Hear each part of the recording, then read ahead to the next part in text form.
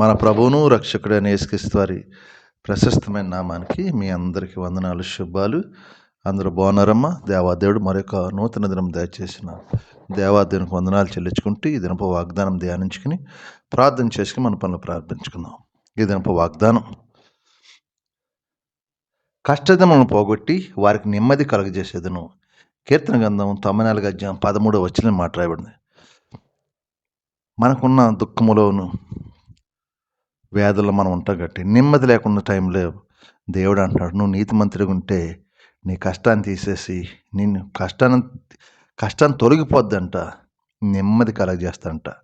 మరి దేవుడు చిత్తంలో యథార్థ కలిగి మనం జీవించినప్పుడు దేవుడు కొన్ని కష్టాలన్నీ తొలగిస్తాడు, నెమ్మది కలగజేస్తాడు. కాబట్టి మనం అందరం కూడా దేవుని భయభక్తులు కలిగి, యథార్థత కలిగి, నీతి కలిగి, దేవుని ఇష్టం నెరవేర్చి దేవుని ఆజ్ఞగా ఐగుంటూ నడిచినప్పుడు మనకున్న ప్రతి సమస్య నుంచి, ప్రతి శ్రమ నుంచి దేవుడు పోగొట్టి మనకు నెమ్మది కలదు. ఎంతమంది నెమ్మది లేక ఎంతమంది ఆత్మహత్య చేసుకుంటున్నారు.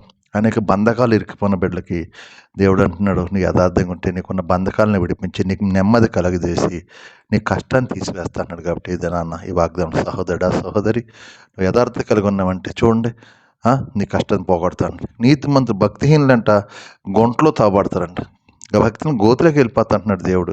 యథార్థ కలిగి ఉంటే నీకంటున్నప్పుడు నువ్వు యథార్థ కలిగి ఉంటే దేవుడు కార్యం చేస్తాడు. ఏం కార్యం చేస్తాడు? నీ కష్టాన్ని తీసివేస్తాడు, నీ నెమ్మది కలగజేస్తాడు. మరి ఏ కష్టాలు ఉన్నావో, ఏ బాధలు ఉన్నావో, ఆ బాధ నుంచి, ఆ సమస్య నుంచి దేవుడు నీకు విడుదల దాచేయను గాక, నీ కష్టాన్ని దూరపరచను గాక, నీకు సమాధానం, నెమ్మది కలుగును గాక. ఆమేన్.